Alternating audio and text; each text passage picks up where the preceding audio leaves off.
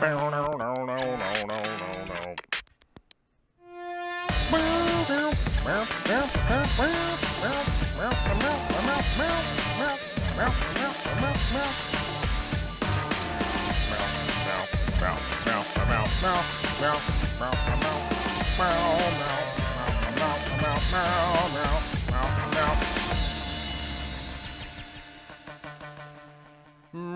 meow, meow, meow, meow, meow, meow, meow, meow, meow, meow, meow, meow.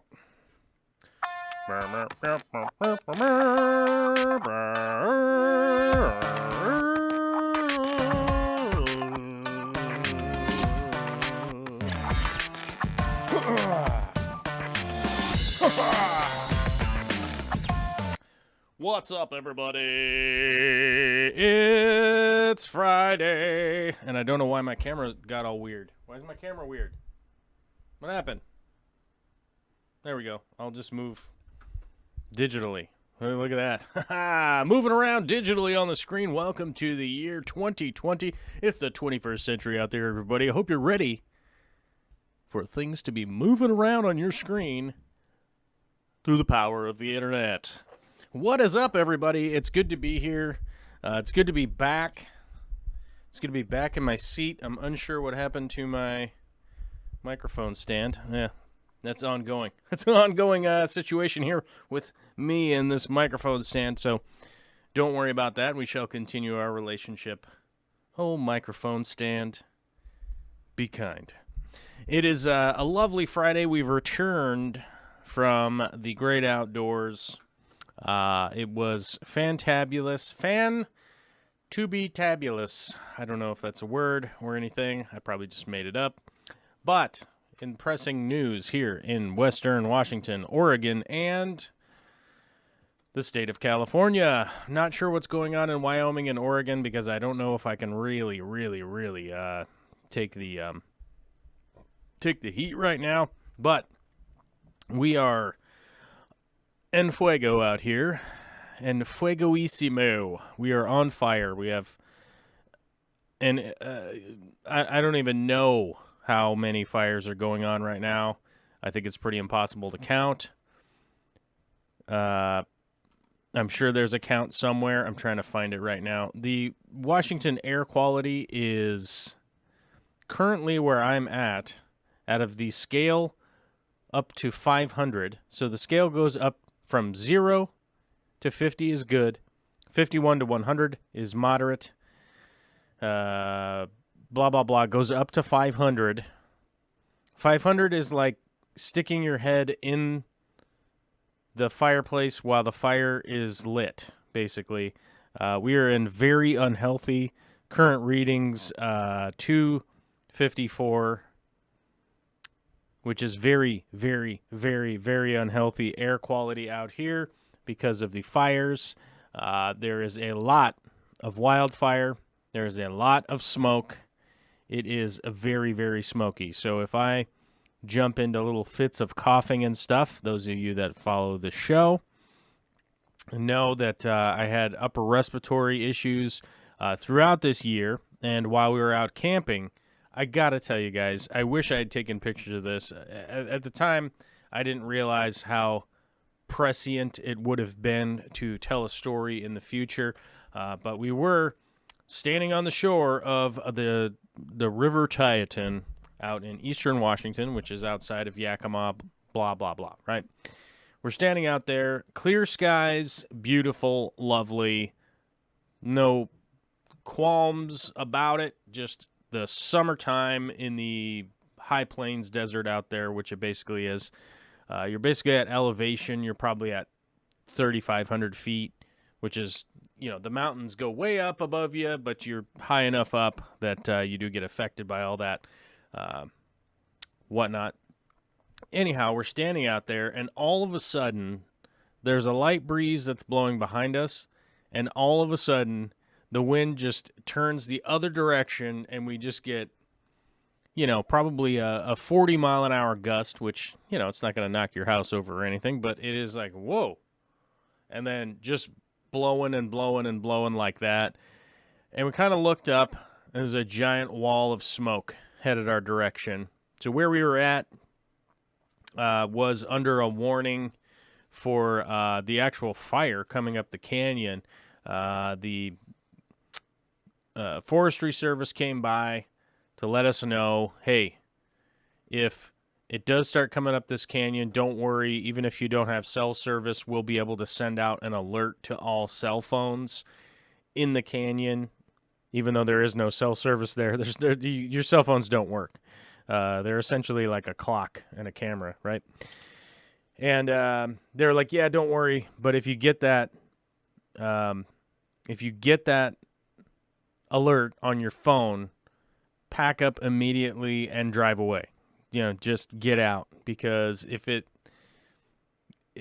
the fire's moving up the canyon out there, it's coming way faster than you think. Every time, I've spent a lot of time in Eastern Washington. That's generally speaking where we have a lot of our wildfire activity. And I've seen it in person.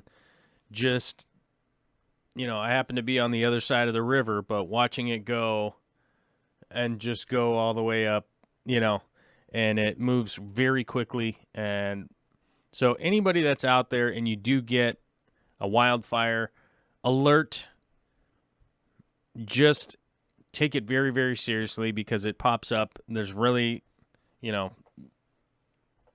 if you're in a position where you got to get out of there, unfortunately, we saw in the news that there was a loss of life of a 1-year-old, where a couple and their child were trying to escape the wildfire.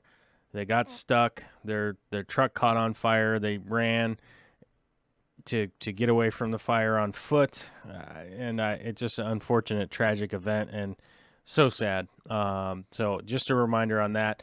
And if you are outside where I live, Western Washington, it's thick, it's smoky, it's a constant reminder of a little bit of what's going on in the world, for sure, if you somehow are trying to avoid it. And that's kind of my segue, is that there has been, I wouldn't say a significant pushback. I would say a vocal minority is what I would call it. Just a few people that are very, very angry that I talk about politics, I talk about current events, I talk about things that are going on in the world. They get very upset about that because they only want to hear me talk specifically about aquariums, aquarium aquaculture, hydroponics, aquaponics, all that kind of stuff. And I do spend a lot of time on aquarium topics, on how to grow your plants, how to fertilize your plants, how to address CO2 issues, all that kind of stuff. I spend a lot of time on that. I certainly do.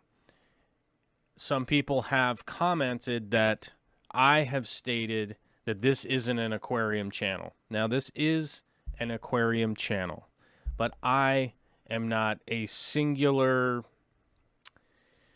I'm not like a computer that's talking to you. I'm an actual human being, and I have actual opinions on things. Current events are affecting me in my personal life. I do this live stream content so that I can have contact with you guys, so that you guys post things into the chat. I do my best to answer all of them. And sometimes other things are going on, like a wildfire, which would remind us that, hey, we've got bigger issues than just wondering what's a better biomedia for our aquarium. If we can't take care of the environment to sustain human life, we're not going to be able to do the hobby that we love, right? I love living in a house. I've lived in not a house. I've lived with no house. I love living in a house. I love having running water. I love having electricity, gas coming to the house, all of that kind of stuff. The modern day conveniences of being able to go to the grocery store and get fresh produce and things like that. I love all the aspects of being a human in the 21st century.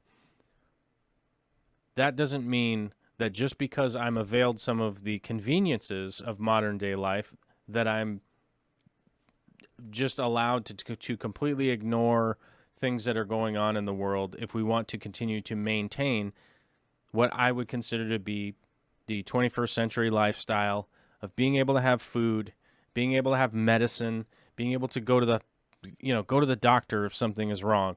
Or like a good example would be if you got a broken leg and you were unable to work for 2 months and you don't end up becoming homeless, right?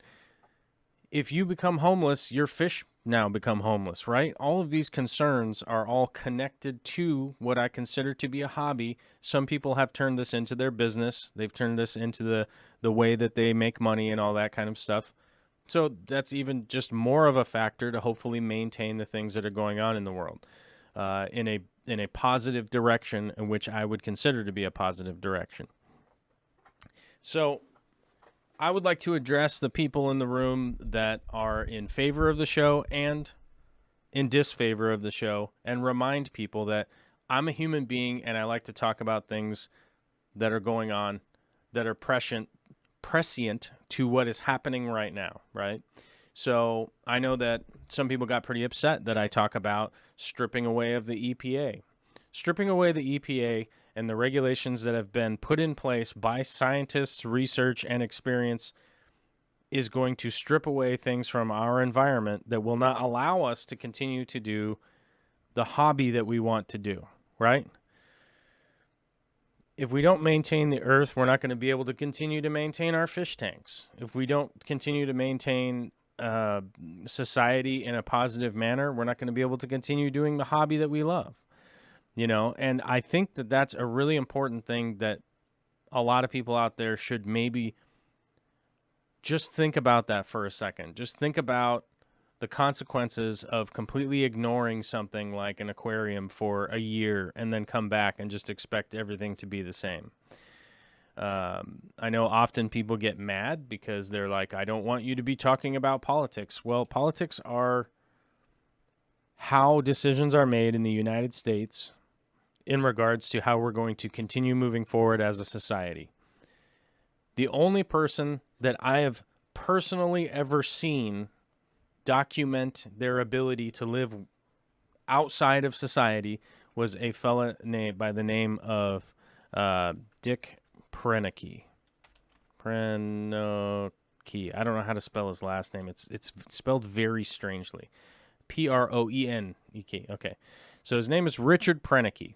He did a full-on documentary of himself going alone into the wild, building a cabin, and living out by himself in complete isolation. You can go to you can go to Alaska, and visit his actual cabin that he built. It is now a national monument. That is one of the few people I have ever seen document their ability to actually go out and live a self-sustaining life. But we all have to remember that somebody like Dick Proenneke didn't even start to do that until he was 53 years old. He already had children that were fully grown, had gone to college, and gone off to work, right?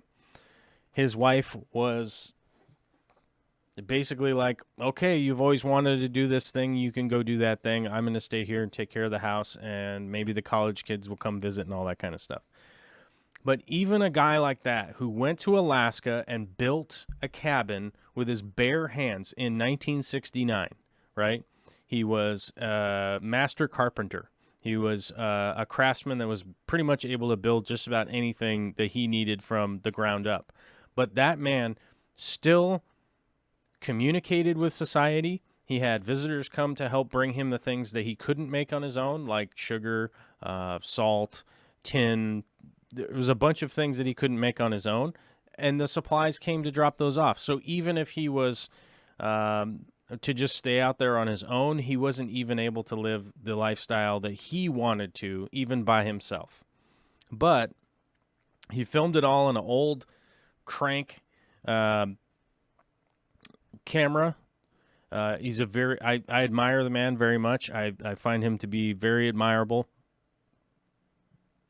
But he also contributed to society. He contributed to all the things, and he wrote constantly back and forth to communicate with all of the people that were involved in his life and stuff. So even a guy like that who managed to go out and build his own shelter, grow all of his own food, hunt, all of that stuff, by himself still maintained a connection with society, because I believe that is, and, it's hardly even a belief, but the society and the community that we live in and maintaining that is paramount over really any other stuff, okay? If we talk about new things that we have to buy or this or that or the other thing, like, I get it. We all have monetary concerns and all that kind of stuff in our lives, and that's just a reality of living where we live.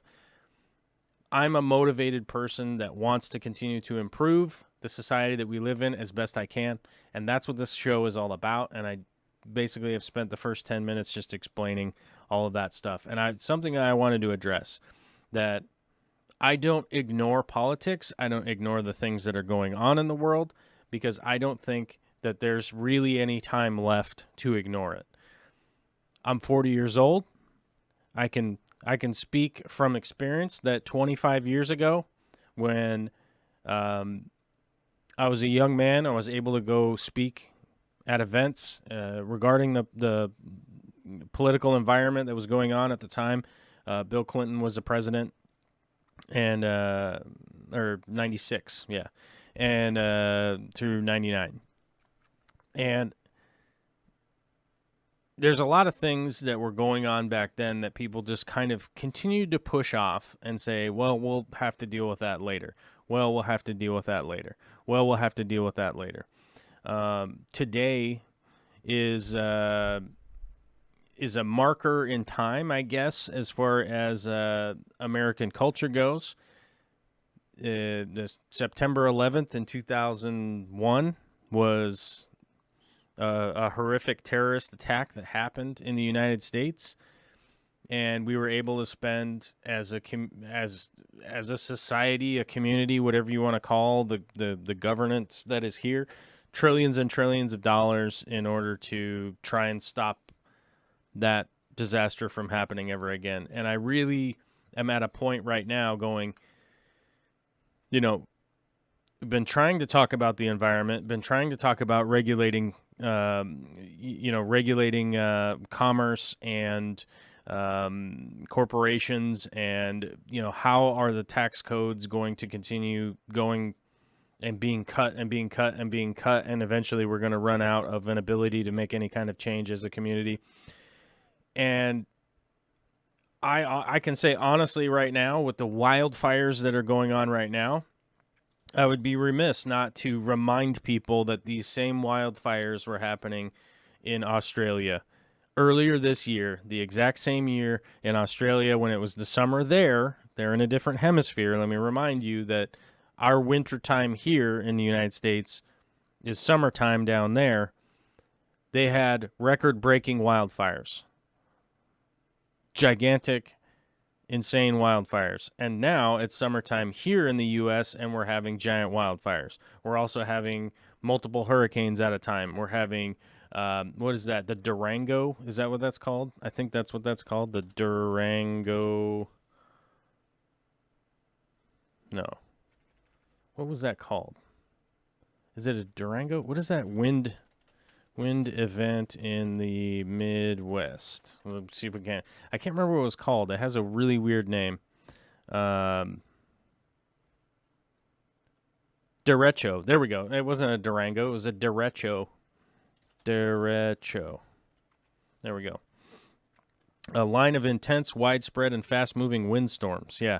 And the derecho that happened here, I mean, how many crops were damaged by that? I mean, I know it was in the billions, and, we're just at a point right now where we have, obviously we've all been focused on the pandemic, and I think we should still continue to be focused on maintaining our safety during this pandemic. I know a lot of people have gotten super lax about it. I saw that while we were out on the road.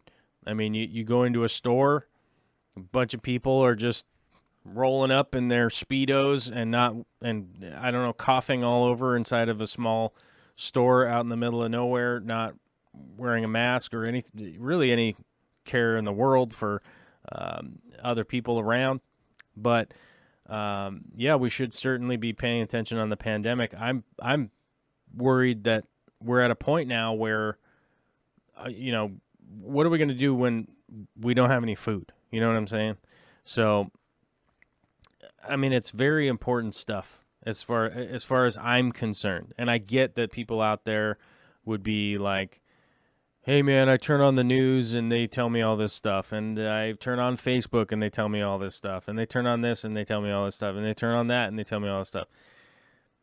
I get it. I get it that people would be tired of seeing what's happening.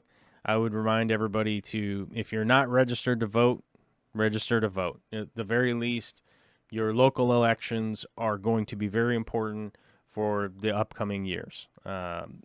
Even with just this pandemic happening, how much money has gone out from that, how much economic damage has happened from that, and not only the weather stuff that's happening, we're going to be continuing to, we're going to be continuing to making some big decisions as far as the governance goes in the area. I just got an email that said I'm live right now. So my notifications are still working. Hopefully your notifications are working. You're subscribed and all of that stuff. But we got to give a big shout out to Flickabook for re-upping your membership today. So let's update our YouTube members. Look at that. I'm going to segue right into just calming down and talking about that stuff. And we'll just go through our little commercial here real quick. You could either become a YouTube member if you want to support this show and the edited content, or you could become a Patreon, which we're going to go through the Patreon posts here shortly. You could become a Patreon. Either way, you could totally support the show, support the edited content, or whatever it is that you guys would like to see from this channel as we continue moving forward. If you like what's going on, cool. If you don't like what's going on, that's cool too. You can always vote with your feet. Anyhow, Darren Beverly. Patreon went from 223 to 226. I just wanted to let that know. And if anybody is looking on how to get over to Patreon, copy. Here is the community page over on Patreon. You can go over there and check it out if you feel like it. If you want to join on YouTube, it's just a blue button down there, and then you got to do all that kind of stuff. James N. says, would you prefer me to sign up on Patreon or YouTube membership? It's a good question. It's basically personal preference. If you're somebody that's like, I want to do $1 a month, you can do that over on Patreon. If you're somebody that wants to do it $5 a month, you can do it on YouTube. It basically boils down to personal preference. We have a Discord chat, which you'll gain access to. You can come in there. We got kind of 24-hour conversations and stuff going on all the time over there. So if that's something that you're looking to get into, I think it's a great community. We have about 200 people in there that are always kind of, talking about whatever's going on, posting their projects and all that kind of stuff. So if it's something that you're interested in, that's the way to do it. I don't have a personal preference. It's just up to, if you want to be a member on YouTube, you can. If you want to be a member on Patreon, or you can do both. Maybe you're somebody that's like, I want to do $6 a month. You could do 5 on YouTube and 1 on Patreon, or whatever. So it's really, I only enabled all of them because it just makes it easier for certain people that literally are just like, I don't want to make another account, or I don't, I already have my credit card on YouTube, or whatever, however you guys want to do it. It's up to you. It's the lowest pressure sale in the world because I'm still going to be around, and you'll still have access, and you can always send me messages on YouTube or whatever if that's better. I know there's some people out there that don't have, they're having for sure financial hardships, and some people that just don't have any finance at all. You could always hit me up on Facebook or send me an email or whatever, any of that kind of stuff too. So, no guarantees I ever get back to anybody ever, though. Mainly just I'm going to say that because I love y'all. I love the community. Sometimes I screw up and I forget to get back to people. Because I'll read a message from somebody and be like, oh, I got to get back to them. And then I've forgotten. And then I forget because something happened. Matter of fact, I saw a flock of turkeys this weekend. So awesome. Dude. A flock of wild turkeys is... this part of the world out here may or may not be a little bit... I mean, it's obviously different than other areas of the world. And there may or may not be parts of the U.S. where turkeys are just in your yard all the time or whatever. And I fully understand if some people out there are like, yeah, wild turkeys, that's dumb, dude. They're always on my roof or whatever. I get it. But for me, it is such a rare sight to see wild turkeys just doing their thing, getting weird in the woods. And I got to see a whole flock of them this weekend. That was so cool. It was so cool, man. It was like, I don't know, dude. It's just a random thing that happened that really, really hung up there in my mind. And you know what? No one else saw him. Everyone else thought I was joking with them, but it's just so cool. As you guys know, we do keep chickens here, so we are kind of bird fans. But no, I don't have a parrot or anything like that. I don't have parakeets or any of that kind of stuff. I want to get back to Darren. Darren Beverly said, yeah, when it hit here in Chicago, it made a twister by the lake. Yeah, that derecho, right? Am I saying that right? I hope I'm saying that right. But the derecho was, that's crazy stuff. We're just having crazy weather, pandemic. Everybody's stressed out. You got stress coming out your eyeballs. I do too. Let's just continue to do the best that we can to move forward. I think that's really what it comes down to. Holy crap, James Neesham. Or no, just James N. That's not James Neesham. James Neesham's a different guy. Sorry. I'm so used to saying that. James N. became a member. Oh, my God. We're getting closer to our goal membership here, you guys, which is out of control. It's out of control. I don't even know if it's responsible to have 93 YouTube members. I don't know. Is that responsible? Is that responsible of us? I don't know. Shelly Speed says they're so cool and really silly. Yeah. Shelly said I have wild turkeys in my area regularly, and I appreciate every single time I get to see them. Yeah, I don't know if most of y'all watching right now, like it's incredibly difficult to hunt wild turkeys. I mean, I know that we all eat turkey around Thanksgiving time and all that kind of stuff, and it seems so. I mean, they're prolific farm animals. Like they're pretty prolific as far as farming goes. They're not that difficult to feed. They're a little ornery and all that, but they're fairly easy to breed for food and all that. But it really is they're very difficult to hunt in the wild. It's not it's not the most it's not the easiest task, realistically. Steve Bearteach with a $5 super chat saying my vote. Well, thank you, my guy. I 100% appreciate it, dude. Thank you. I don't have a super chat meter. Maybe someday I'll get one. I don't know. I don't know if there is one that will work. I know that people have like a pop-up super chat thing, and I wonder if that's something that I have in here right now. Let me see. It would be in... Let me see. Streams? No. Scene? Media files? No. Webpage? Devices? Yeah, it's in there. It's in this somewhere. I think I have to add... Yeah. I don't know. Let me see if I'll have to find that when we're not doing the show. You know what I'm saying? Zombie Drummer just got here. What's good? What's up? What's good, bro? Good to see you. Holy crap. We got a super chat from Big D Smoke. $10. That's a big yellow super chat, bro. Thank you very much. I very much appreciate it. Darren Beverly with a follow-up says, hey, have you worked with Riccia fluitans? I never say that right. It is a flowing plants. A little bit confused. Is it a flowing plants? Let me do my best. I'm just going to kind of make some assumptions here on your question and try to do my best to answer.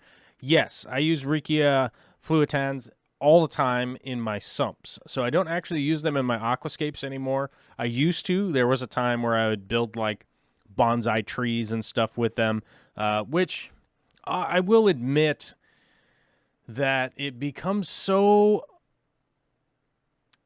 time consuming to maintain it when you have like a bonsai tree or something like that with Rikia as your main component of the greenery.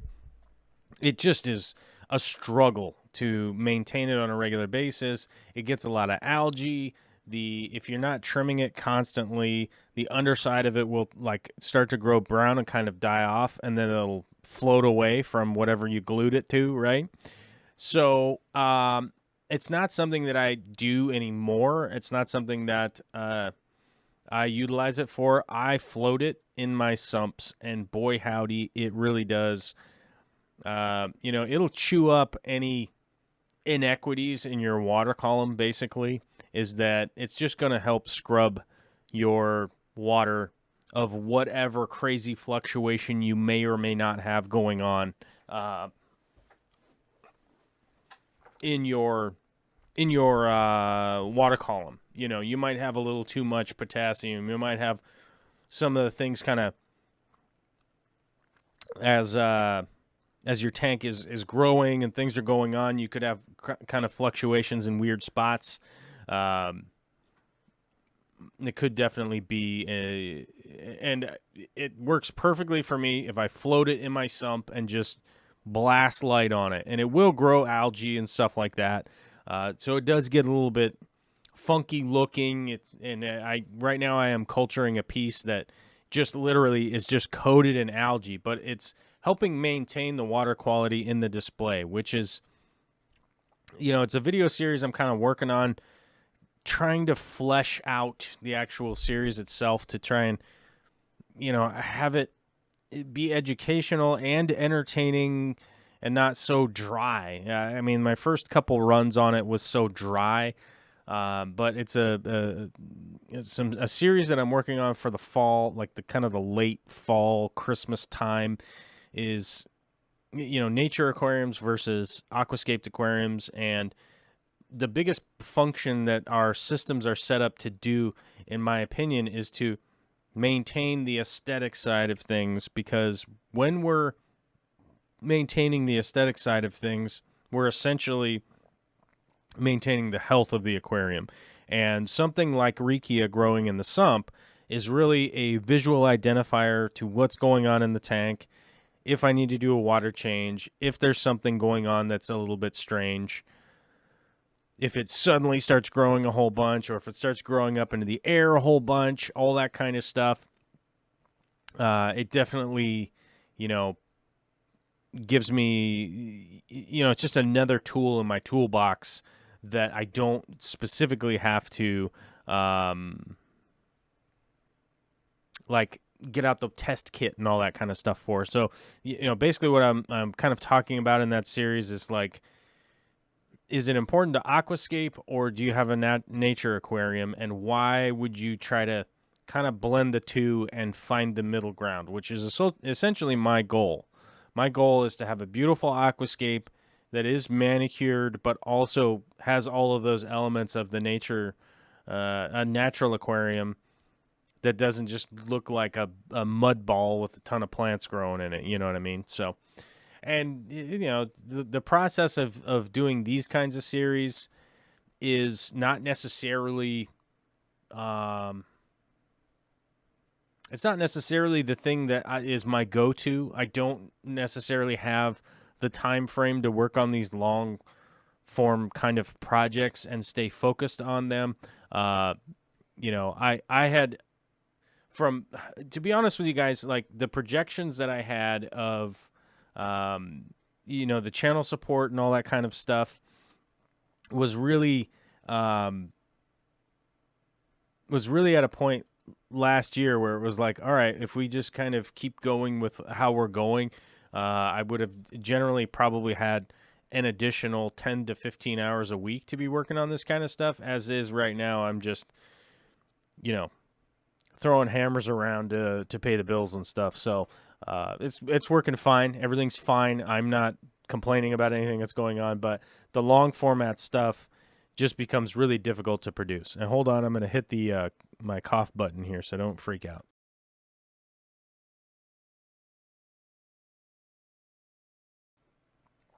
With all the smoke in the air, I'm definitely accumulating some phlegm from my upper respiratory nonsense inflammation stuff that was going on earlier this year.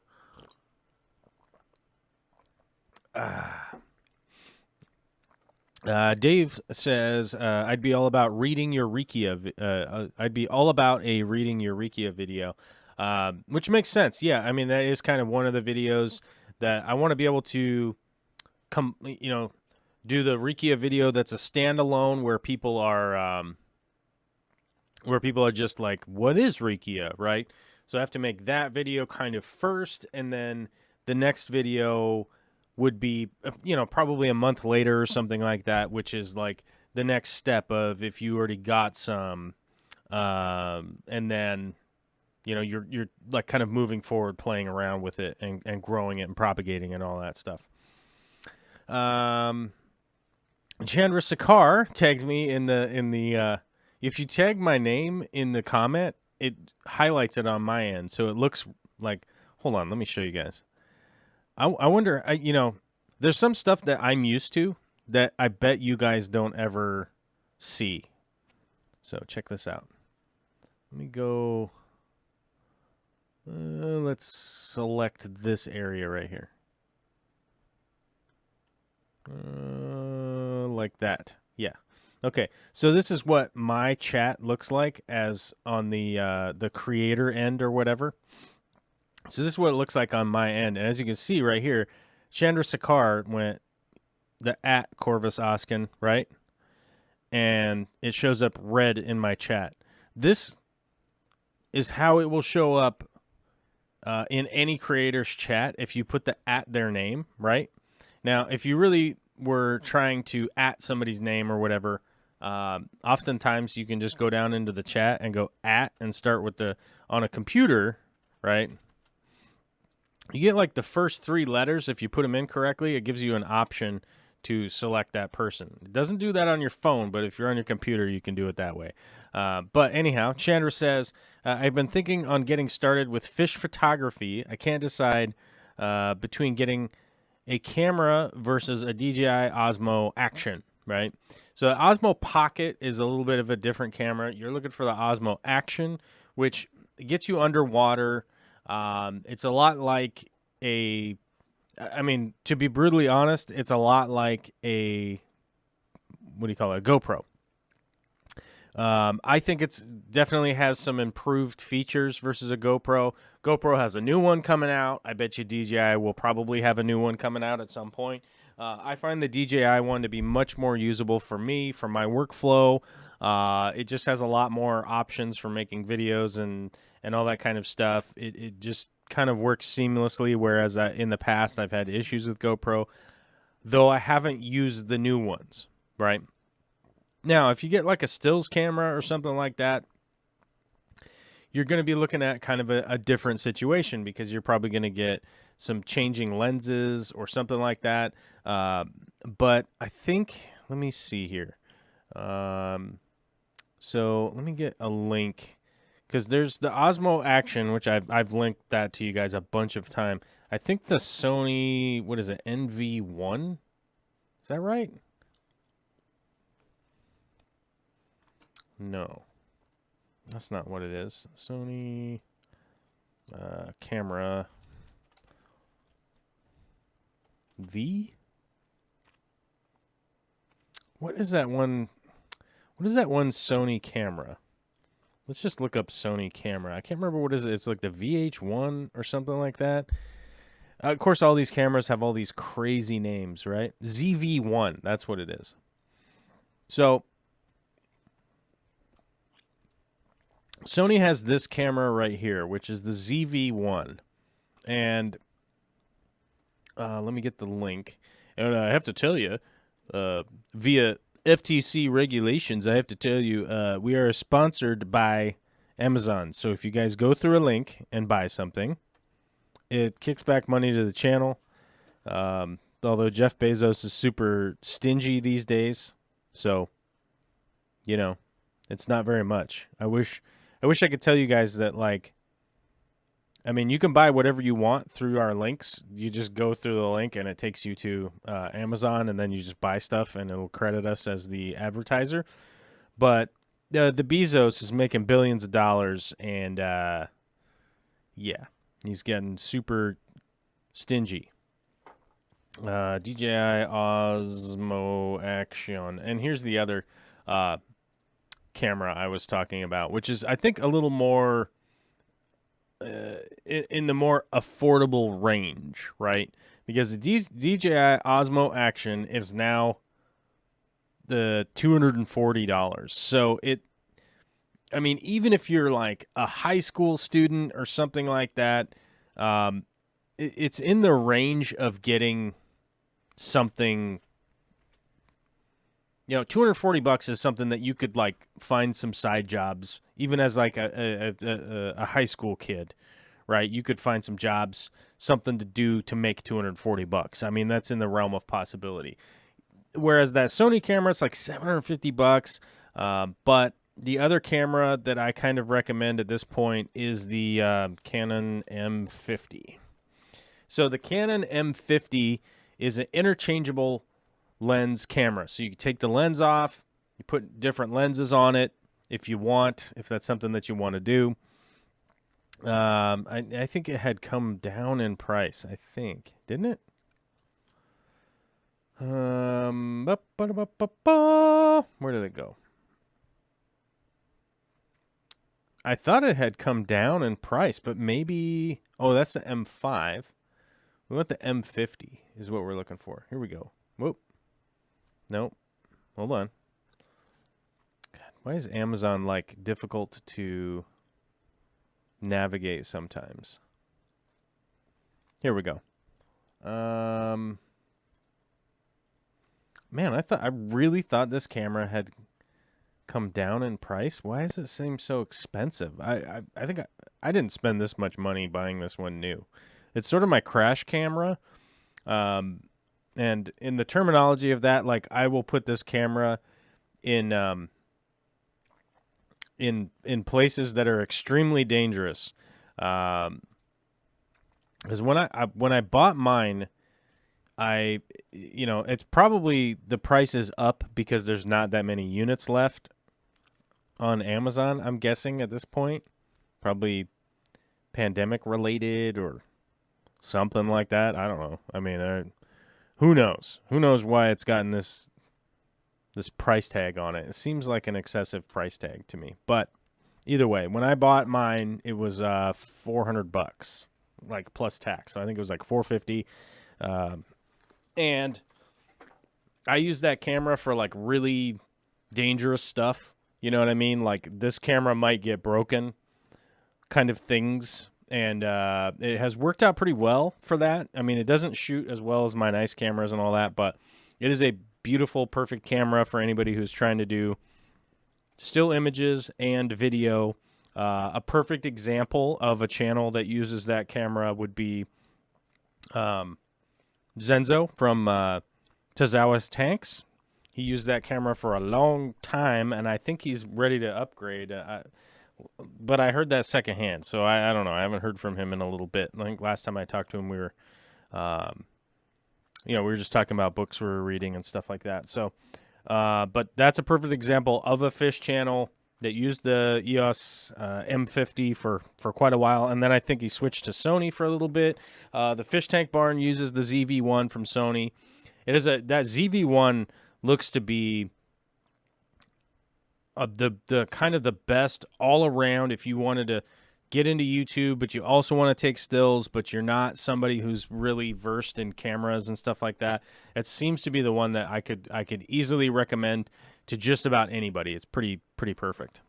Hydronics Aqua says, my tank is all green. I need some help. What should I do? Chances are you have a green water situation going on there.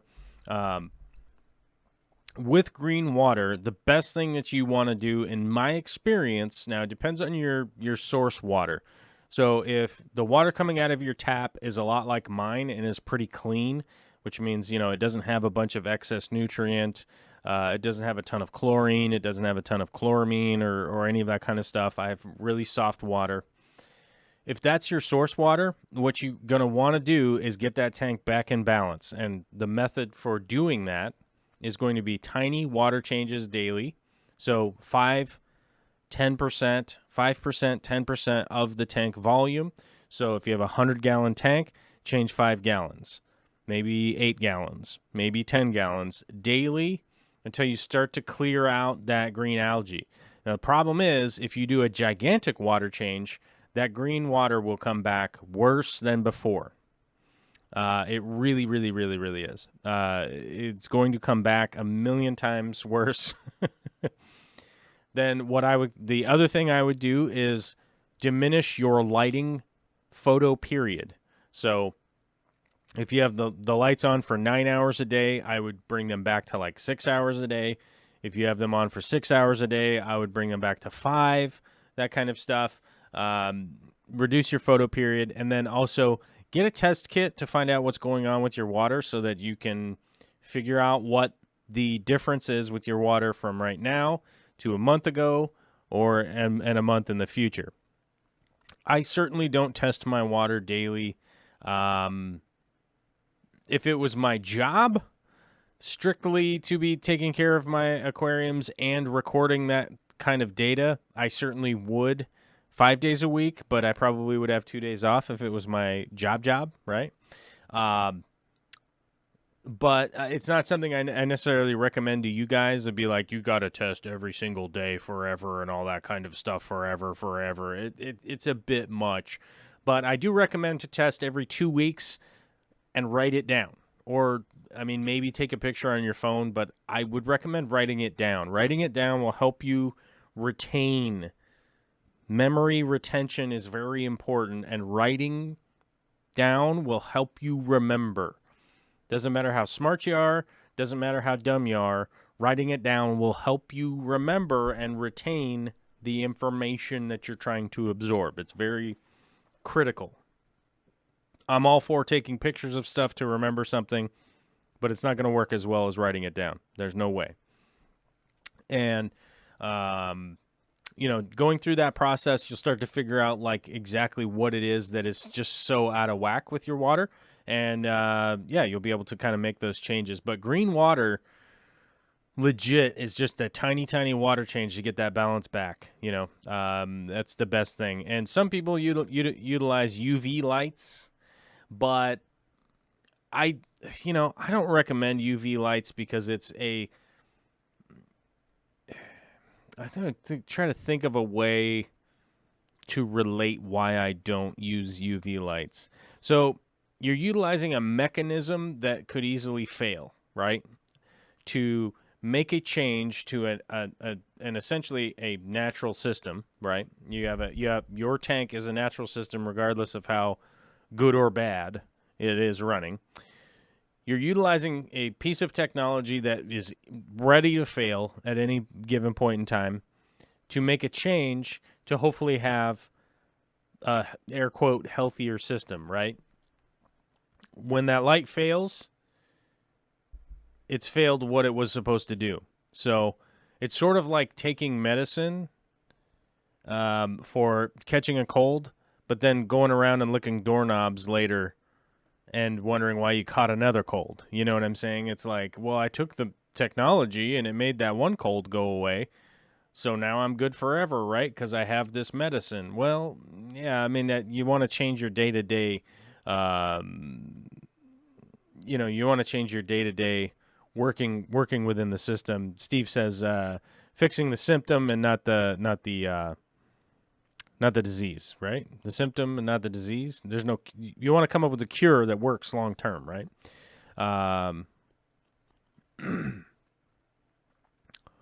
Let's see. Somebody super chatted, and I think I forgot to get to it.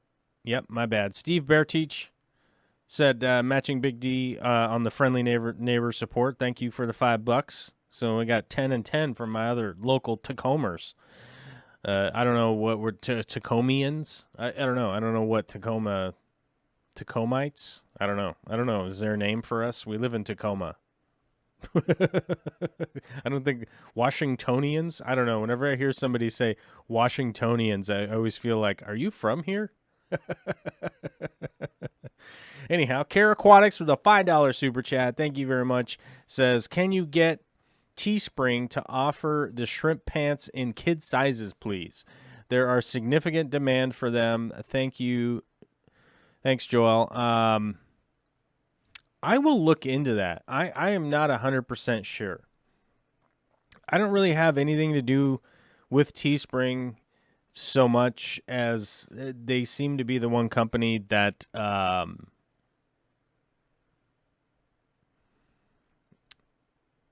it produces a fairly quality product to the people, and it's pretty easy to use and that kind of stuff. As far as the sizing goes, I don't know if there might be an option for the kids stuff. I'm not sure. Let me actually, screw it. Let me take a look here. Never mind. I don't think I can. Nope, I can't. I can't look right now because I have to get all the login information, which it's not auto-filled. So my bad. Can't look right now, but I'll give it a old looky-loo and see if that's an option that I can put in there. But yeah, totally will check on that. We've got a $5 super chat from Mikey Fishy, who's a big-time supporter. What's up, my dude? Says, woohoo, the sky is on fire. Yeah, we talked about that early in the show. It is very concerning, the wildfires that are going on. The air quality here is awful. The forest is burning down. It's not good. It's not a good deal that we got going right now.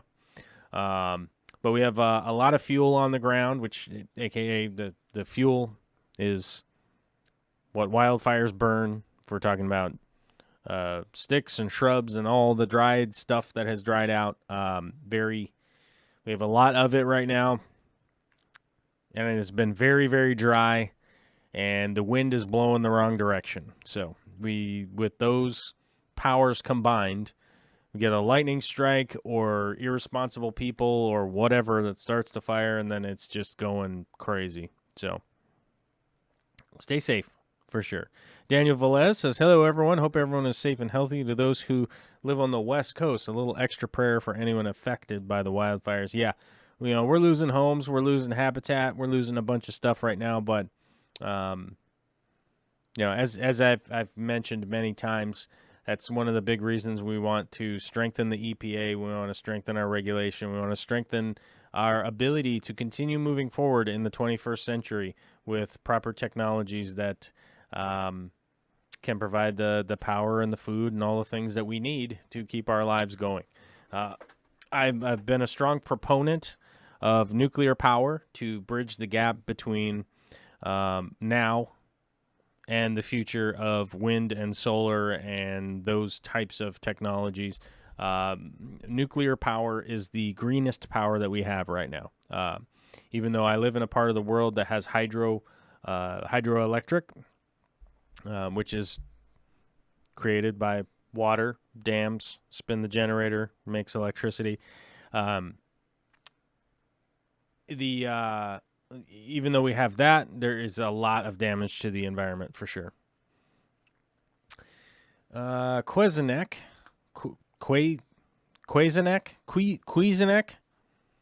Man, you seem like a very coordinated YouTuber. I like it.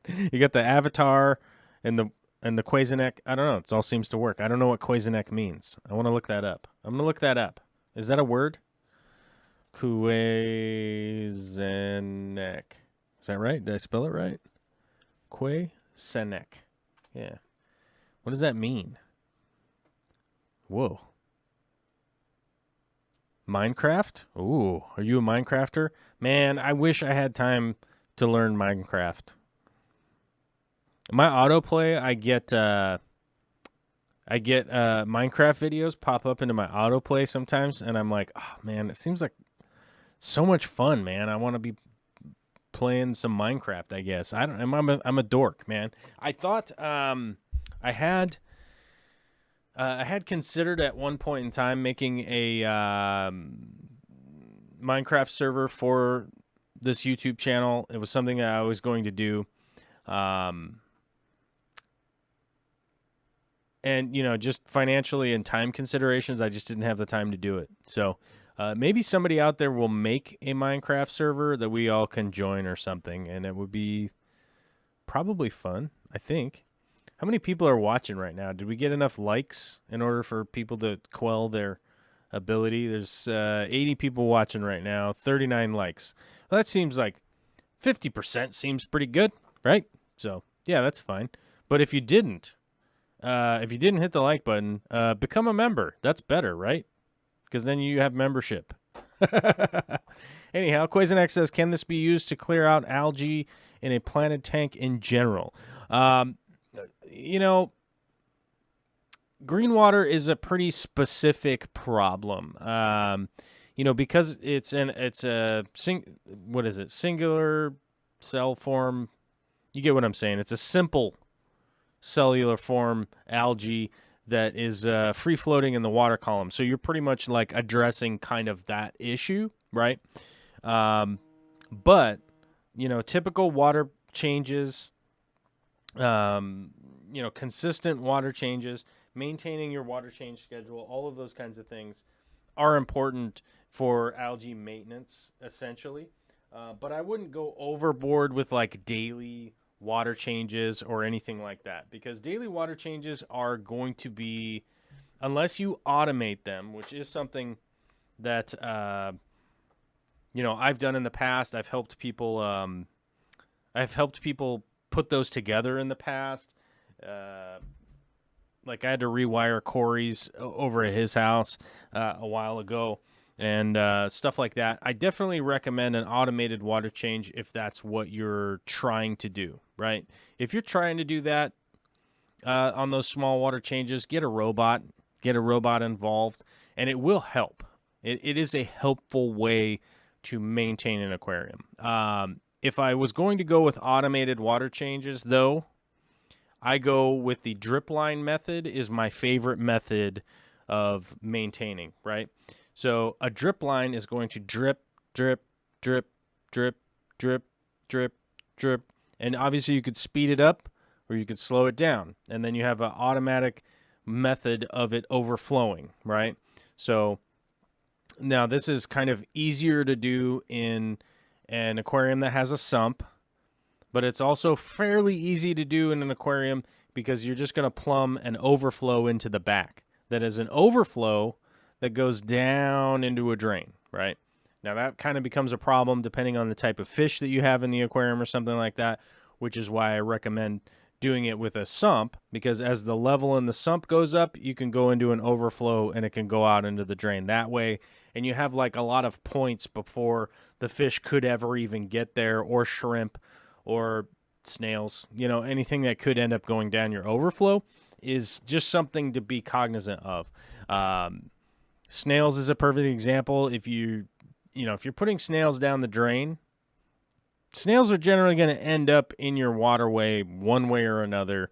So that's something to think about. But if you're going to automate your water changes, the drip method is my favorite. That's definitely my favorite. You do have to get some pre-planning ahead of time. You have to kind of think about what you're doing and go that route. But that is a perfect way to do it. If you have it dripping, to do a full water change every week. So if you have a 100-gallon tank, you'd want it to be dripping at a flow rate that is divisible by the entire week, right? Now, the way to do that is you're going to set up a bucket. You're going to set up the drip rate with a water alarm, right? So you figure out like where 2 gallons is in the bucket, right? You set the drip into the bucket. Once it fills up and it hits the water alarm will go off. You can turn the timer off. Then you can divide by how many hours are in the week. And my silly brain cannot remember how many hours are in the week off the top of my head. So I'm literally going to go over here and I'm going to click 24 times 7, because for whatever reason, my brain cannot remember that right at the moment. And divided by 168. There we go. Okay. I don't know why that was. I was just like blank spot in my brain that was missing how many hours in the week. But 168 hours in the week, so you're going to divide into that how many hours versus how long it took. You can raise it up, you can lower it, all that kind of stuff. It does take a minute to figure it out, but once it's set, it's kind of set it and forget it, and you realistically don't have to worry about buying dechlorinator or any of that kind of stuff, because it's such a slow rate that's going into the aquarium that you wouldn't get enough chlorine into the aquarium that would do damage to anything. If there's a fluctuation in your water supply, like a little bit of extra iron or something like that, you're not going to encounter a big giant swing when you do a water change once a week, right? So let's say you did a 50% water change once a week, and something has changed from last week to now in the water. Well, that was going to be a progressive change throughout the week. You wouldn't get a dramatic water condition change at the tap at your house. It would have been slow over the week happening. And with that going on, and you doing that water change a week later, you could have just, oh my God, like completely changed the water parameters doing a 50% water change. Whereas the drip method will literally just, those things would change a little bit over the week, a little bit over the week, a little bit over the week. And most of the plants, most of the mosses, the Anubias, whatever you have in your tank, would be able to handle those changes and hopefully uptake anything that might have been an issue, right? Like you had too much silica coming in your water for some reason. If you had too much silica coming in, you probably would have, the plants and everything would have consumed it by then. So hopefully that's a general explanation. Yeah. Hey, Quesnek, I think I've seen your stuff over on Reddit. I think maybe that is somebody that is on Reddit. James N says, is that okay for chloramine too? Generally speaking, yes. But if you have like really heavy chloramines in your water, I would, I would probably add some safe or something like that once a week. But realistically, if there's chloramines being added, they bind and generally work their way out of the system one way or another. With just the slow drip coming in, it wouldn't be that big of a deal. Realistically, let me kind of rack my brain here for a second. It's possible, but really would be rare. Like you'd have to be like dripping chloramine into the aquarium. Yeah. We have a new member here. We have Jimmy. We have Jimmy McJimmerton coming in with being our 94th YouTube member. We're still short of our 100 centennial mark. We had hit the centennial mark at one point, but I pissed off a bunch of people and they left. So, hey, we're getting closer. We're one step closer to that centennial mark. And thank you very much, Jimmy. I appreciate it. It was good to see you yesterday. Let's see here. Critty Bitty, $20 super chat. Lordy. We got a fire outside, guys, and we got a fire in the chat here with a $20 super chat from Critty Bitty saying, thank God it's Fridays, and thank you for the live stream. Well, hey, thank you, man. Rocking those super chats and stuff helps keeps the light on around here, so it's hard to say that, like, it feels like a rude, stupid, jerkish thing to say or whatever, but, like, if there's enough people, like, contributing to the channel, like, I'll keep making content. Like, I don't know. It feels like a really, like, kind of a jerk thing to say, but it's just reality, right? Like, if the thing that you're doing pays your bills, then you probably keep doing it, right? I don't know. I mean, I don't know. I assume that's why people go to work and stuff, right? I think that's how it goes. I don't know. Let me see if I got our Patreon questions. Oh, no, I have to change the thing. I have it is not highlighting the appropriate area on the other screen. So I need to go to Smart Selection. That's the button. So let's go like this. There we go. Let's get our Patreon comments of the day, and we'll just we'll cut it in like that so Dakota's in there. Because Dakota, you know, longtime supporter. So we might as well just give her a little extra additional shout out from last week, because this was the one wheel post, which is I still look at this and I'm like this tank isn't grown in yet, but that is like, if you're I don't know, if you're intermediate, if you're a beginner, even if you're an expert, this is just like the perfect kind of Dutch aquascape to highlight your day, make your day a little bit nicer with messing around with your plant tank, and it not get completely out of hand, because the maintenance on how these plants are laid out is going to continue to work well for a long time.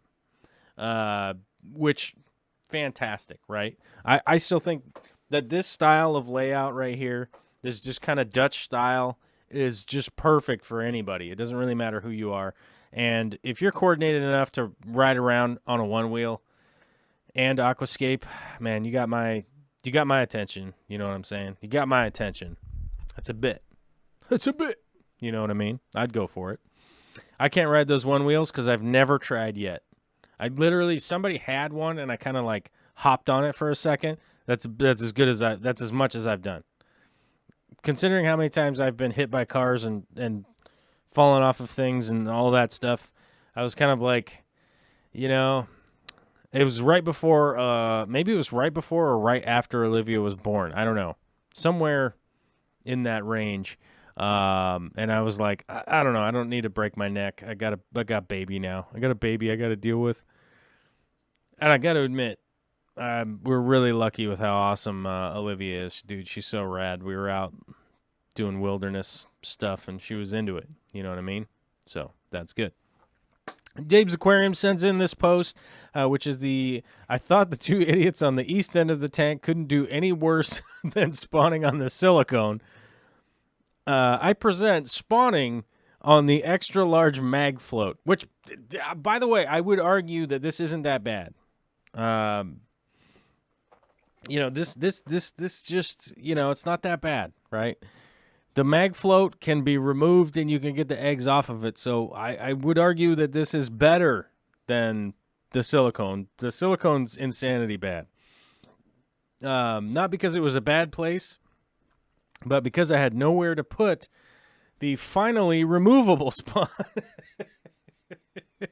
Which is like, this is how it goes, man. You yell at your fish for spawning in the wrong area.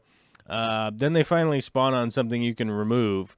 And, then you have nowhere to put them by that point. So, trust me, I've been there. It's actually, I think the mag float's a perfect place. And by the way, if you don't have a mag float, this is in, you guys have never seen that video. I should probably post that video. I have a top 5 essentials for an aquarium, and this thing right here, the mag float, for just simple maintenance of your glass and all that kind of stuff, is it's high on that list. It's on that list because it is legitimately that helpful of a tool.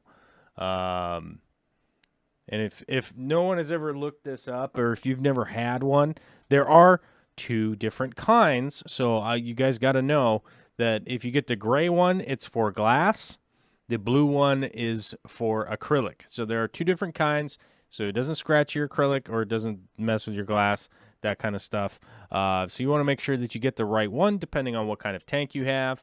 And here's the giant one, which is $65 on Amazon right now. But just so a link in case anybody out there, I don't know, wants to support the channel by buying crap on Amazon or whatever, sure, go for it, dude. Or go over to aquariumcoop.com. They have them there. As far as I know, last time I checked, I saw some when I was walking around in the warehouse. I don't know what I was doing. I was moving furniture or something. I don't know. I was doing something for work, and I saw them there, and I was like, oh, word, mag floats. Anyhow, mag floats are rad. And, you should get one if you don't have one, because it will likely make your maintenance day way better. You know, because you can just go and clean the glass a little bit on the off day, and it just makes it that much easier on the weekend when you get around to doing your maintenance. Dave also posted this: the West End Angels are at it again on the overflow are at it on the overflow pipe again. You know, and it's typical, man. It's typical of these angelfish, and yours seem to be no exception. Overflow pipe, very common. If you can have your angelfish in a tank that doesn't have an overflow pipe, you can put PVC pipes in there, and they will likely put their eggs on them. I don't know what it is about PVC. It's just that perfect egg-laying texture, I guess. It's probably it, you know. Jimmy says, it smells like a Traeger grill outside. Yes, it does. We're all being smoked slowly but surely by the smoke outside. It is brutal, and I've got the phlegm to prove it. The chest congestion. Pretty good. Man, I guess I would have always just spawned on a tiger lotus leaf, but they always would raise the fry just fine. From Alyssa said, "Oh man, my angels would always just spawn on a tiger lotus leaf." Actually, yeah, it is nice when they spawn on a tiger lotus leaf, because who cares about trimming that thing out and putting it in the baby tank? Yeah. Jimmy says, "I'll bring my one wheel to the warehouse if you want to try it out." No, I'm good. I think I'm good on the one wheel thing. I admire people being into that, but I got too many hobbies, and the last thing I want to do is, or I have too many things to do, and I don't want another thing to learn. I think I'd rather learn Minecraft at this point. Glenn Tookshire says, "Alrighty, I have a new buddy, a beta named Melvin. He has a buddy, a blue mystery snail named Hoover." I put a picture on Joel's Discord thingy. When I had a question about Melvin's well-being, within a very short time I had an answer. The important part there is that the answer came from a group of people that I believe honestly care and try to help. I believe the people on there are the absolute best. Thank you. Well, thank you. Well, thanks for being part of our community, Glenn. We love our Canadians, and it's always great to get a good Canadian opinion on the things that are going on. You know what I'm saying? Like, the international side of our little community here is very awesome. It's very helpful, and I love everybody's contributions to it for sure. We've definitely had we all definitely have very different opinions on certain things, and we all have generally a good laugh. We have a lot of information, and a lot of things that we can bring to the table, and I think it's great. I think it's honestly, it's pretty good. You know, it only takes a couple hundred people to have like a real little community that's doing really cool stuff. You know what I mean? Yeah, and Glenn's this is pretty much exactly what you want to do for a beta. He had seeded material to cycle the aquarium. He brought in some plants. It's a good size. He reduced the flow. He had a hang-on back filter that was just kind of creating a little too much agitation for his beta. So he switched over to a sponge filter. Just all good stuff. Temperature is great, all that kind of things, and your beta should live a really long life. You know what I mean? Excuse me. Pugamus, what's up? Says, what would you do? What would you use a diamond saw or glass cutter to make a low boy from a tall-rimmed aquarium? You have to disassemble the tank. So you have to take it apart. So you have all panes of glass panes of glass, you know.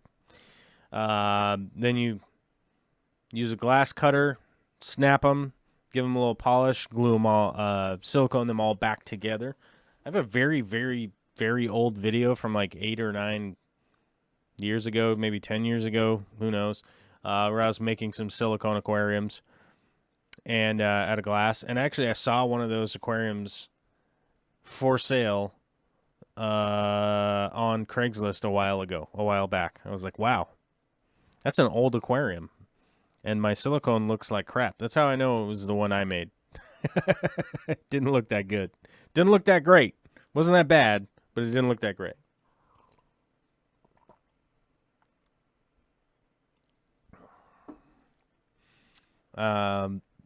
Rico Stan says, wait, we have Canadians? What level do you need to be to get one? I could use another one. My other one wore out. Well, you'd want to be up at producer level, that is for sure. You would want to be at producer level in order to get a Canadian, I think, is how that goes. Chandra says, what's your take on having sponge filters in a tank for aquascape tanks?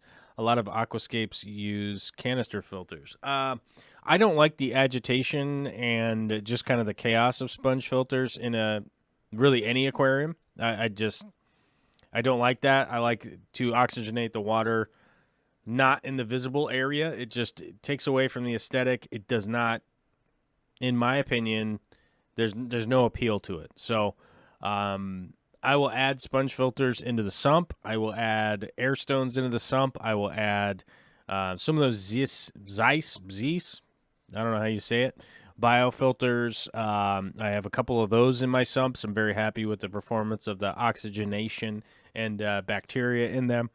But I always add that out of frame. You know what I mean? Like, I don't want it in my display. It very much takes away from the aesthetic, and I don't like it. So I don't put them in there. But there's nothing wrong with having sponge filters in an aquascape realistically. Jeans Fish, I have an algae problem on Java Moss. The lights are on 3 hours a day and still can't control it. What do you think? Something's up with your water column would be my guess. Something is causing an imbalance in your water column for algae to grow. So I would say that's the problem. And if you haven't tested your water, not a clue. Not a clue what's going on there. You have to test your water, get good, accurate readings, figure out what's going on, and then from there you can make some changes. If I was to just give you advice of like do water changes or what, like I don't know what's going on with your water that you're doing water changes with, right? So that's going to be the basis. So head over to Amazon or whatever website you like. What is it? API Master Master Freshwater Kit. And then, so what you want is the Master Freshwater Kit, right?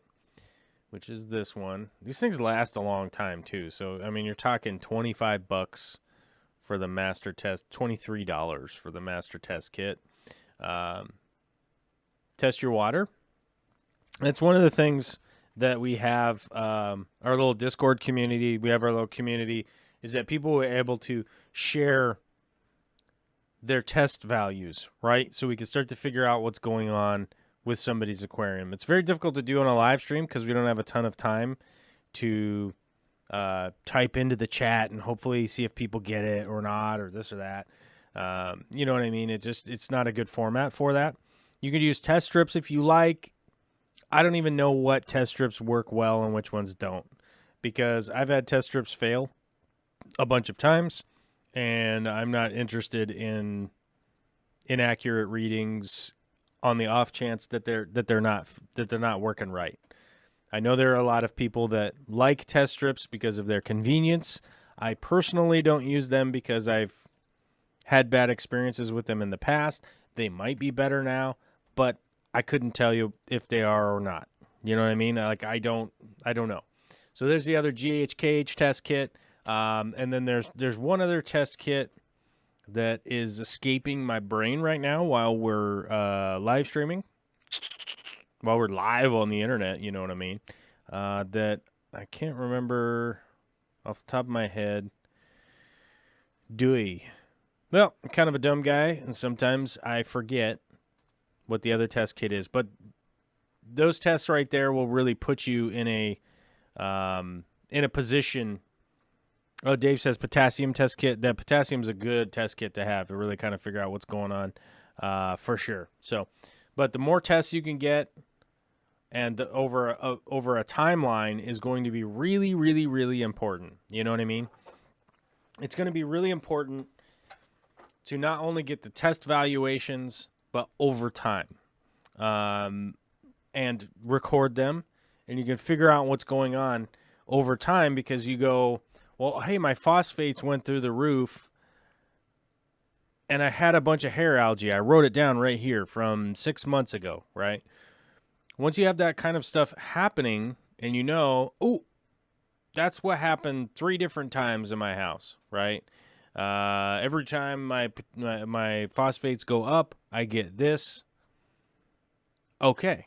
And then eventually you can get to a point where you can start to make those evaluations from knowing your source water, knowing what you're doing with your whole system, and be able to, make standard changes because you're like, oh, I got green spot algae showing up on the glass. Okay, last time I tried this, it didn't work. Last time I tried that, it didn't work. And this thing I tried did work.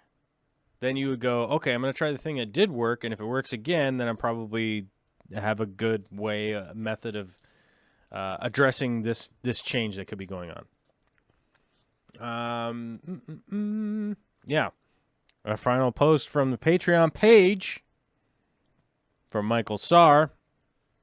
It says, it's not a fish tank, but I wanted to see a pug on the live chat today. This is my baby Belle. Like a lot of older pugs, she lost her eyes, so we gave her some replacements. Pugs, not drugs. Hashtag pugs, not drugs. I like it. I think it's an honest... that's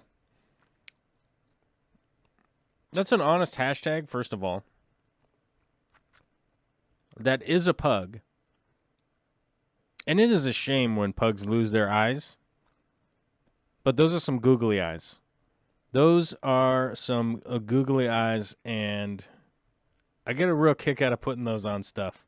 We've got a big giant box of them here for Olivia, and I can't wait until we are able to put googly eyes on everything and not have to deal with the potential of her just eating them, because I think she thinks that they're candy or something right now. But Secret History Living in Your Aquarium is asking, my angels keep laying eggs. Finally, after 5 tries, they are now hatching and free swimming. The last 3 batches, however, at week 2 of free swimming, the babies all disappear or die. Huh.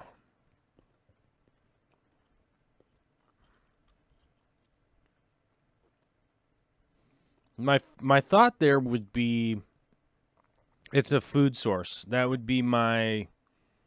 Like, it could be a food source on both ends. Either those baby fish are becoming food for something else, because I don't know the setup here, or there's no food for them, right? That would be the first thing I would look into. If you're getting them to spawn, if you're getting them to hatch, then they're free swimming. Then at 2 weeks, they all kind of disappear and die. My issue would be that they're probably not getting food, would be my concern there. They're probably not getting food because of how small they are. They don't have a lot of stores because they're a young baby fish. They don't have like a lot of fat stores or fat storage or anything like that on their body to kind of deal with the hardship of not having food. 1 or 2 or 3 or 5 or 10 of them kind of starve, die. Boom, you get a little bit of ammonia. The water changes a little bit for the fish. Then they're trying to adapt to that. Not enough food. Then they all kind of die. It's a cascading effect. And yeah, I think that would be where I was at, realistically. Said, yeah, turkey baster, green water, infusoria, and golden pearls, but that was my only thought too. But parents carry them in their mouths nonstop. Yeah, I mean, my guess would be they're just not getting enough food. So that's generally what I would do. You know, with all the beta breeding, that's what I would run into on a regular basis. Like the betas would, the babies would end up kind of starving out because they weren't getting enough food. And I ended up moving them to smaller tanks. It was a little bit easier to feed them. And I had a higher result in adolescent fish, which then at that point you just kind of move them on to a regular tank. And then you have too many betas on your hands. Which I guess too many angels isn't that big of a deal. You got a bunch of small ones in a tank. It's a lot of fun, so and fairly easy to maintain. All dogs with that face shape are more prone to it from the zombie drummer. Yes, that is a good point. That is a good point. Most dogs with that squishy, frumpled up face shape have eye problems. In my experience, I've definitely seen that. So it's a good point. All right, I think I'm fairly caught up.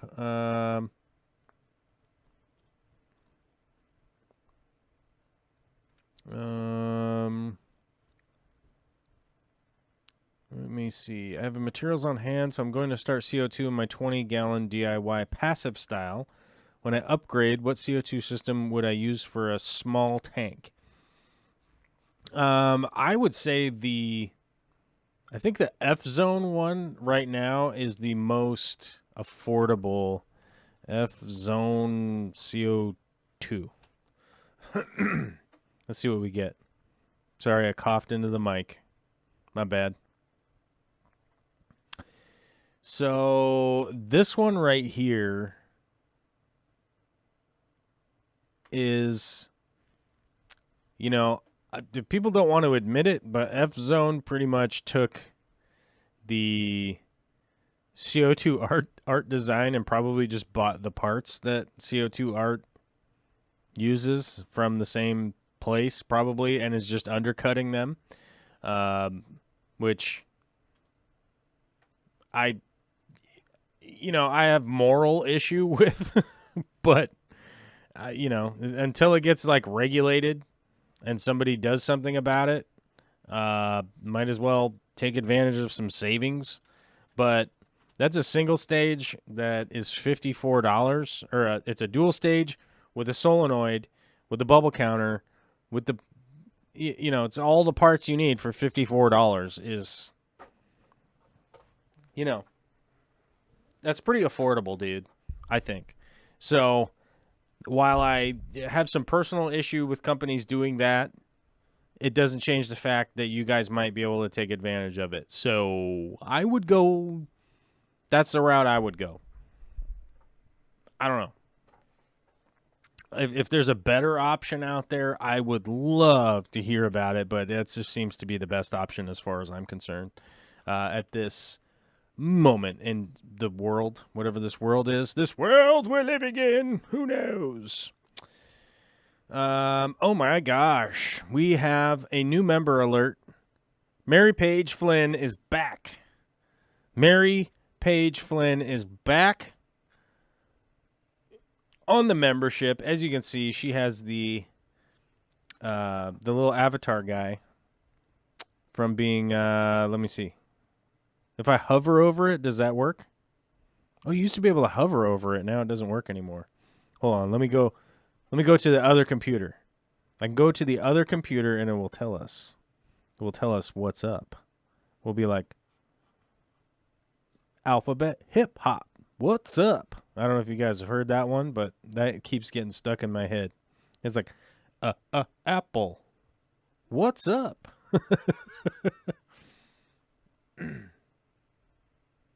Oh, it says Mary Paige Flynn is only a member for 2 months.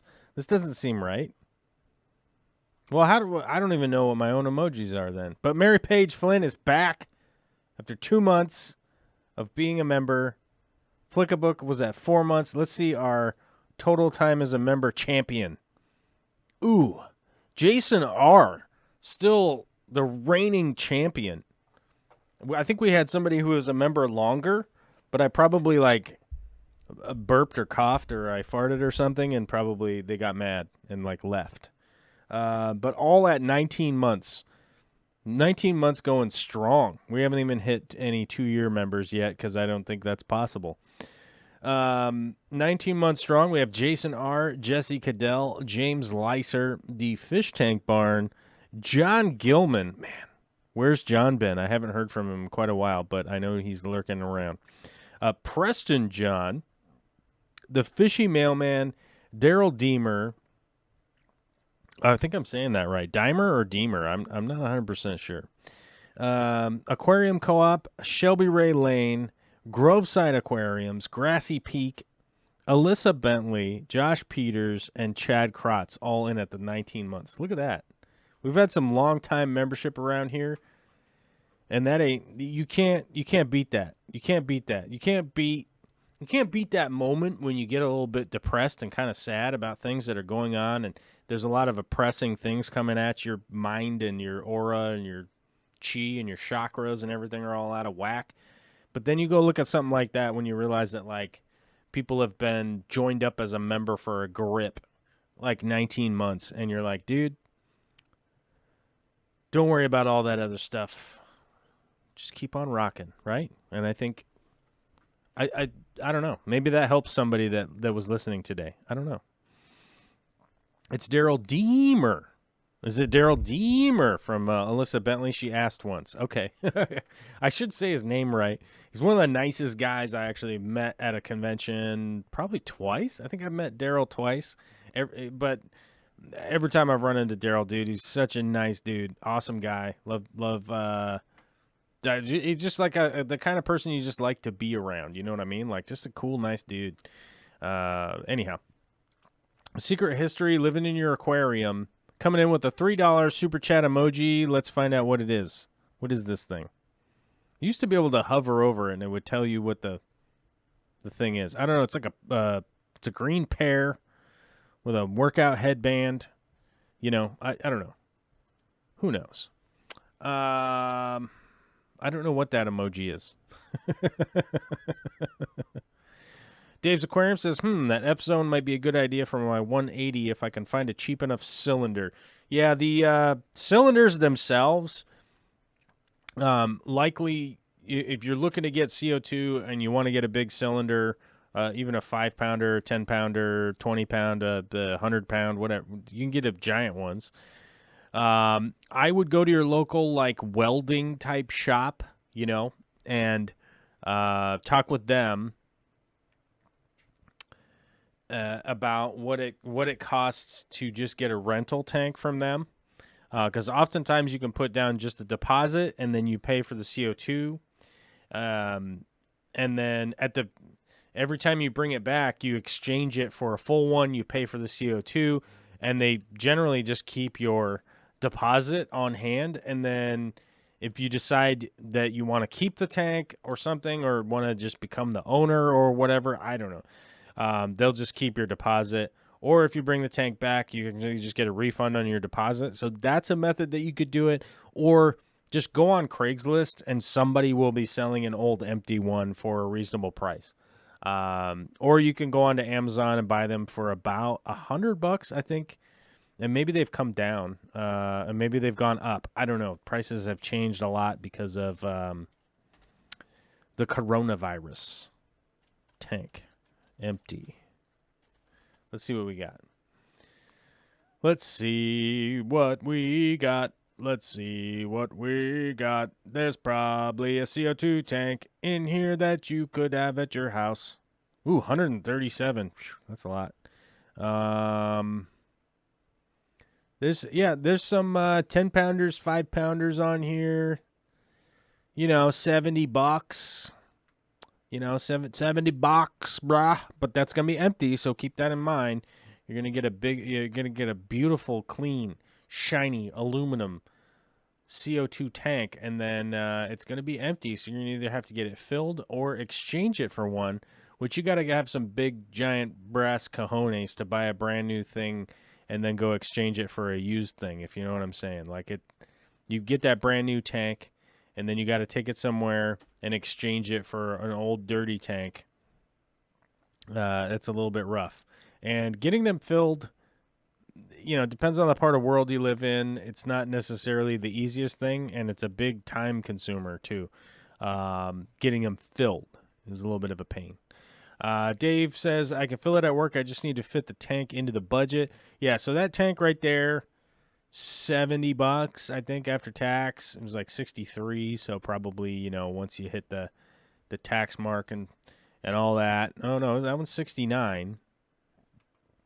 So, but for a 5-pounder, you know, it's not bad. it's the 10-pounders that I like. I really like the 10-pounders, but nobody has them for exchange. But they really fit. They fit in a. They fit exactly where you want them. You know what I mean? And the 10-pounders are great, but nobody has them to exchange. And I'm really not a big fan of waiting around for CO2 to get filled. I'm not a big fan of that. It's an exceedingly long amount of time that you got to wait, you know. Anywho's, what were we doing? We were doing something over here, and I was clicking buttons, and then now I'm over here. Okay, there we go. Chandra's asking, what is your best filter media for a canister filter? My best filter media is, the one I like is, let me see. I have to go to my orders. Let me go to my orders. It's in my Amazon store. Let me see. Filter. Let me see if I can find it. This is probably the quickest way I can find it. Puro Clean is my favorite one. It's currently unavailable. Thanks, coronavirus. Very much not helpful. I really hope these guys stayed in business because I've been using these filter rolls for years and I don't want to find something else. Let me see if it's just that size. Could have just been that size. Maybe not. Well, we're maybe in for, we might be in for some bad news, dude. Available from these sellers. Let's see what we got. Oh.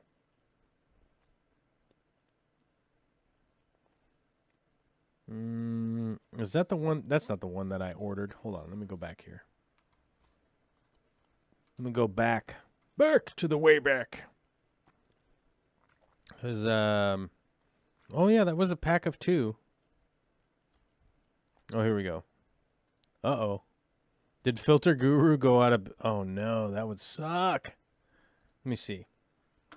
Let's see what we got. The brand is Puro Clean, but I think... Uh-oh.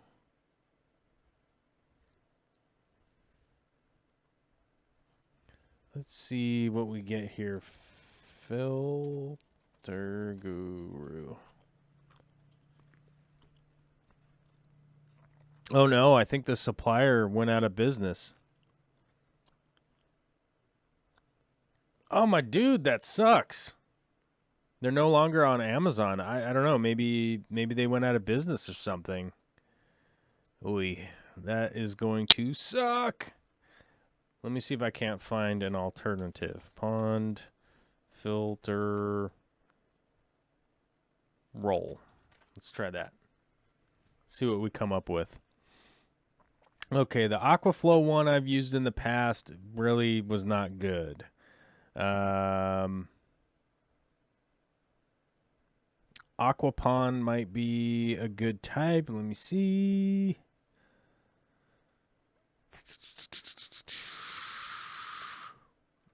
Let me see. No, 1 inch thick. That's not the right one.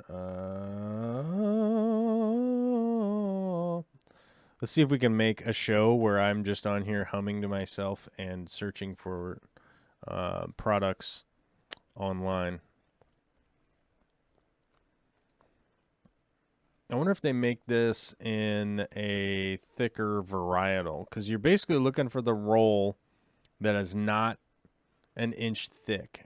You want the stuff that's like 2 inches thick, because it's got the thickness that you require. It's got the girth in order to filter properly. All right, man, I'm sorry. This is not the right material. It works. It doesn't last very long. That's going to be the big problem. So there's that one. There we go. You can order from Filter Guru online. Let me see. Filter Guru online. Filter Guru air filters, pleated filter, aquatic media. Okay, so Filter Guru still had... What was that? Was a pop-up here. Oh, I closed it. PuroClean. Yeah, it looks like you can still buy it online. On here. But obviously, I don't have... Well, is it obvious? I don't know if it's obvious, but check out their website. And it's the blue and white one there. I think I got it. I think I got the link correct. But you could definitely check that out and see if that's going to work for you or not. But you're basically just looking for a mesh material like that comes in a roll, that is affordable, that the PuroClean one is, I wouldn't advertise it as biodegradable. I don't think that it's necessarily like 100% hitting the EPA's biodegradable, but I do know that it does degrade over time. So the likelihood that it ending up in the landfill is probably not as big of an issue. All right. All right, we're getting to that point where I am going to hack up some lung boogers here in a minute. So that sounds super gross, and I don't want to do that into you guys' ears, if you know what I'm saying. I don't want to blow up the microphone here, coughing and hacking. And it has been 1 hour and 45 minutes as far as I know, if I know how to count anymore. It's been like an hour 45. We hit loads and loads of like buttons. That is always good. We hit our peak concurrent of 100 million people watching, so 67 likes seems a little bit short of that number. Where is my viewer activity? There it is right there. So let's run through here real quick. Flickabook was a brand new member today. Jimmy Gimbel was a brand new member today, and Mary Page Flynn re-upped her membership. Thank you very much, guys. That puts us up to 95 YouTube members. Patreon, we had some brand new people come into Patreon, and some people fix their expired credit cards and that kind of stuff. Thank you very much. You guys have brought us up to 226 people, which is amazing. It's an amazing number to be at right now in this pandemic and everything that is going on, for sure. It's hard to believe. It's hard to believe, and I got to scroll all the way back down to the bottom here. Steve Bearteach with 2 super chats today. Thank you very much. Big D Smoke with the equivalent of 2 super chats today. Thank you very much. Care Aquatics, thank you. Mikey Fishy, and The Secret History Living in Your Aquarium, and not to be outshined by anyone's super chatty McChatterson is Critty Bitty with the equivalent of what would normally be called 4 super chats or something. I don't know. But $20 is the leading biggest super chat of the day. Thank you very much. That puts a little bit of, some money in the bank to pay for these intense lights that I got going on around here. But, all jokes aside, thank you very much, you guys. Hope you have a fantastic weekend out there. I will be back on Monday. The Mondays and Friday shows shall continue in perpetuity until I cannot do shows anymore. Otherwise, hit me up on the Discord or whatnot, and I'll be around. And I believe next Tuesday is our next video coming out as far as the produced video. So I'll probably see you guys on a live stream before that even comes out. So thanks a lot for watching, and thanks a lot for pushing buttons and doing all that kind of crazy stuff. And I will talk to you guys at some point in the future.